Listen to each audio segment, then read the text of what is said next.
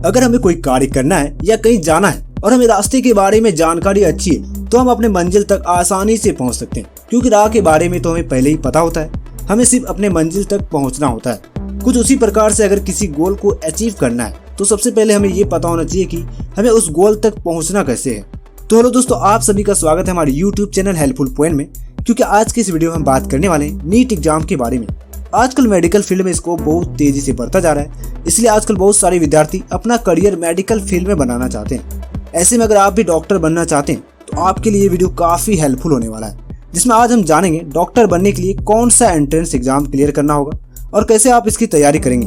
तो इसके लिए आपने नीट एग्जाम के बारे में जरूर सुना होगा, तो आपके मन में ये सवाल जरूर होगा कि ये नीट एग्जाम होता क्या है, नीट का फुल फॉर्म क्या होता है, इसकी योग्यता और एज लिमिट क्या होनी चाहिए, और इसके अलावा नीट एग्जाम की पैटर्न क्या है और इसकी तैयारी कैसे करें। ये सारी जानकारी आपको इस वीडियो में विस्तार से मिलेगी, तो वीडियो में पूरा बने रहे। तो आइए सबसे पहले हम बात करते हैं नीट एग्जाम क्या होता है। नीट एग्जाम राष्ट्रीय स्तर की एकमात्र एंट्रेंस एग्जाम होता है, जिसका full form national eligibility entrance test होता है, जिसे हिंदी में राष्ट्रीय योग्यता प्रवेश परीक्षा भी कहा जाता है। अगर आप मेडिकल के क्षेत्र जैसे MBBS, BDS और आयुष जैसे कोर्स में एडमिशन लेना चाहते हैं तो उसके लिए आपको सबसे पहले नीट एग्जाम को क्लियर करना होगा। नीट परीक्षा को नेशनल टेस्ट एजेंसी यानी कि NTA के द्वारा आयोजित कराई जाती है। नीट एग्जाम 2 लेवल पर होती है, पहला UG और दूसरा PG।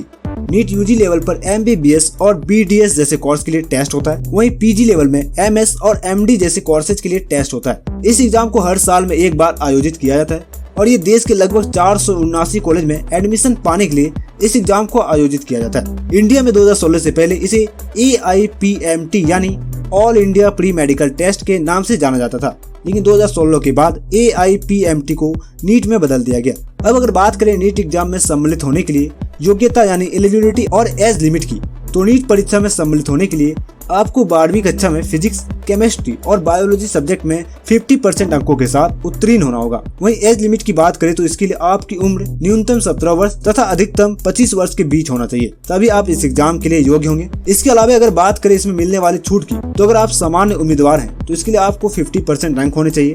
वहीं अन्य पिछड़ा वर्ग या अनुसूचित जनजाति या अनुसूचित जाति के हैं तो आपके 40% अंक होने चाहिए, या SC, ST या OBC हैं और सामान्य रूप से विकलांग हैं तो आपके 40% अंक होने चाहिए। इसके अलावा आप इस एग्जाम को ज्यादा से ज्यादा 3 बार ही अटेम्प्ट कर सकते हैं। ये सब जान लेने के बाद अगर आप बात करें कि नीट एग्जाम की पैटर्न की, तो इसमें आपको हर सब्जेक्ट से 45 सवाल पूछे जाएंगे और एक सवाल सही होने पर आपको 4 नंबर मिलेंगे। इसी प्रकार से बाकी सब्जेक्ट में भी 45 सवाल पूछे जाएंगे, यानी कि आपको एक सब्जेक्ट में 180 नंबर के सवाल पूछे जाएंगे, जिसमें नेगेटिव मार्किंग भी होता है, यानी कि अगर आप 4 सवाल गलत करते हैं तो आपका एक सही सवाल भी गलत हो जाएगा। इस एग्जाम को आप हिंदी और इंग्लिश दोनों लैंग्वेज में दे सकते हैं और इस एग्जाम के लिए आपको टोटल 3 घंटे का समय ही मिलता है।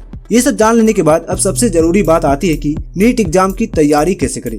तो सबसे पहले जो स्टूडेंट नीट एग्जाम देने वाले हैं या जो स्टूडेंट इसी साल नीट की एग्जाम देने वाले हैं तो वो अपनी तैयारी कैसे कर सकते हैं। तो चलिए सबसे पहले कुछ टिप्स के बारे में जानते हैं। पहला टिप्स है, जितने भी ऐसे लोग हैं जो नीट एग्जाम दे चुके हैं तो उनसे उनके एक्सपीरियंस के बारे में जानें। इसके लिए आप नीट टॉपर्स के इंटरव्यू वीडियोस को YouTube पर देख सकते हैं। इससे आपको काफी ज्यादा नॉलेज मिलेगा और इससे आपको नीट एग्जाम की तैयारी करने में काफी ज्यादा हेल्प भी होगा। दूसरा, यदि आप नीट एग्जाम की तैयारी कर रहे हैं तो आपको सिलेबस के बारे में पूरी जानकारी होनी चाहिए।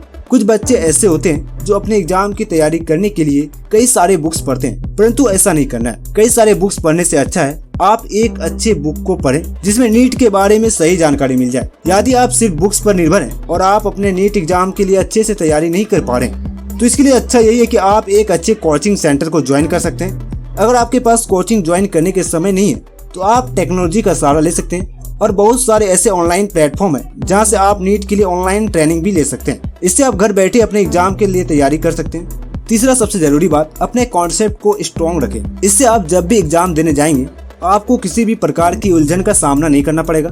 इसलिए जरूरी है कि आप अपने कॉन्सेप्ट को ज्यादा से ज्यादा स्ट्रॉन्ग रखें और अपने सब्जेक्ट को पढ़ने के लिए एक टाइम टेबल बना लें और जिस सब्जेक्ट में आप थोड़ा वीक हैं उस सब्जेक्ट पर ज्यादा फोकस करें, जिससे आपके सभी सब्जेक्ट स्ट्रॉन्ग हो जाएंगे।